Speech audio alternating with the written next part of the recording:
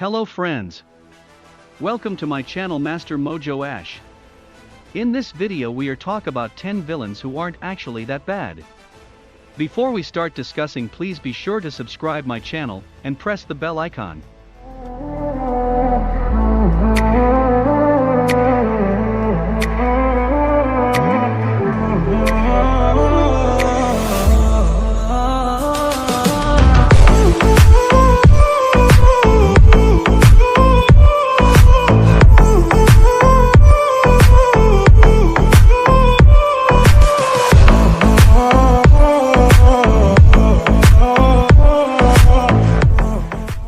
Plenty of Dragon Ball villains are truly wicked to the core, but there are also several that have complicated backstories and justifiable actions.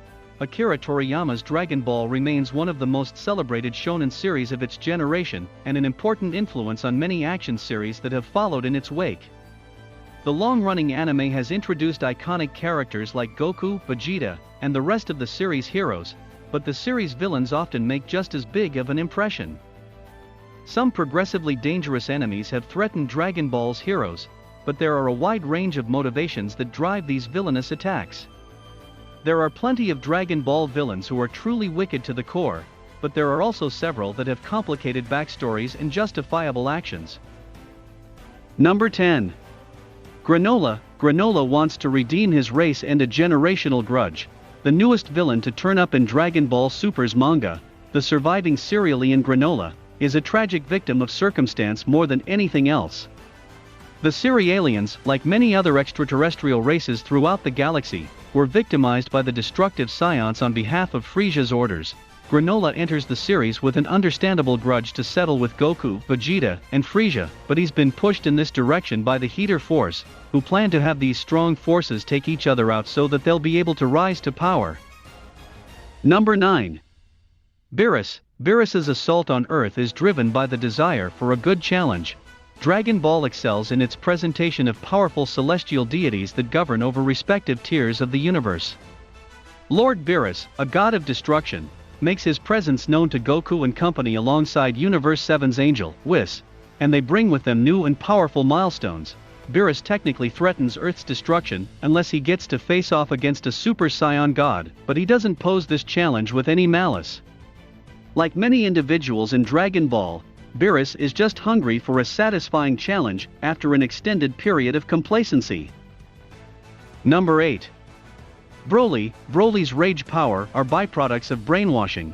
Context is crucial in any situation, whether it's a tense discussion or a heated battle to the death. Some characters wield such raw, destructive power in Dragon Ball that it's easier for them to get taken advantage of and turned into unwilling weapons. Broly, legendary Super Saiyan, is one of the most dangerous characters in the franchise. However, he's frequently not in control of himself, and the targets he attacks are the result of Paragus or Frisia's brainwashing. Broly has lived a painful life, but the conclusion of Dragon Ball Super, Broly paints an optimistic picture for Broly's future as an ally. Number 7. Jiren. Jiren is only fighting to protect his universe. Tournaments are par for the course in Dragon Ball, but Dragon Ball Super's anime goes out with a competitive spectacle unlike anything that's ever been seen before. A battle royale between the strongest fighters from across the multiverse breaks out where the punishment for failure is the erasure of the universe. In this sense, none of the competitors are explicitly villains since everyone just wants to fight to keep their own world alive. Jiren quickly emerges as Universe 7's biggest obstacle. However, the brief glimpse of Jiren's past highlights that he's a noble figure who helps keep his universe safe as a member of the Pride Troopers. Number 6. Good Bew. Good Bew celebrates life's pleasures, avoids violence. Whenever a new villain shows up in Dragon Ball, it's a destabilizing experience, but there's an extra level of chaos and panic that's present during Majin Buu's awakening. Majin Buu is an ancient evil who's taken countless lives, and his stronger forms, Super Buu and Kid Buu, nearly wipe out the Earth's entire population. Majin Buu is an anarchic figure who defaults to violence, yet some of his different forms demonstrate more passivity. Good Buu eventually emerges as an ally to Hercule Satan and someone who genuinely resents the evil of mankind. This version of Buu goes up against evil Buu, and his kind nature becomes even more apparent. Number 5. Androids 16, 17, 18. Androids 16, 17, 18 outgrow their destructive impulses. Cell obsesses over the pursuit for perfection, and he considers it his purpose to prove his supremacy over the rest of the world. A crucial ingredient to Cell's perfection is the different androids that Dr. Gero built. Androids 17 and 18 both hold their own against their heroes, but they're also victims of circumstance and just carrying out their programming. It's significant that in the wake of Gero and Cell, androids 17 and 18 take up pacifistic lives when they're left to their own devices. Android 16 also never poses a danger to the public. Number 4. Hit's supremacy in the battlefield is a testament to his professionalism. Some of Dragon Ball Super's most compelling characters are the individuals that come from the series' sister universe, Universe 6. Hit is a stoic assassin who has a sleek design and a powerful arsenal of attacks, which makes him an easy character to love. Hit poses a significant challenge to both Goku and Vegeta, largely due to his time-skip technique, but he's hardly a villain in a conventional sense. Hit is just doing his job, and it's later revealed that Goku has even hired him to put a hit on himself. He's just a mercenary who takes pride in his work. Number 3. Baby's quest for power is only to reclaim what's been taken from his people.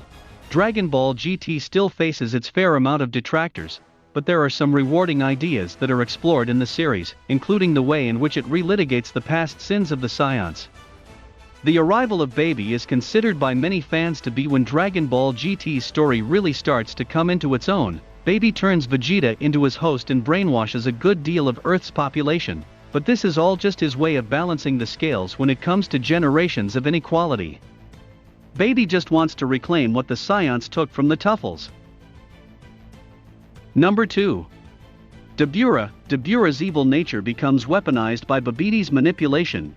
Babidi brings forward a number of malevolent minions with him when he sets out to awaken Bu and trigger a new age of calamity.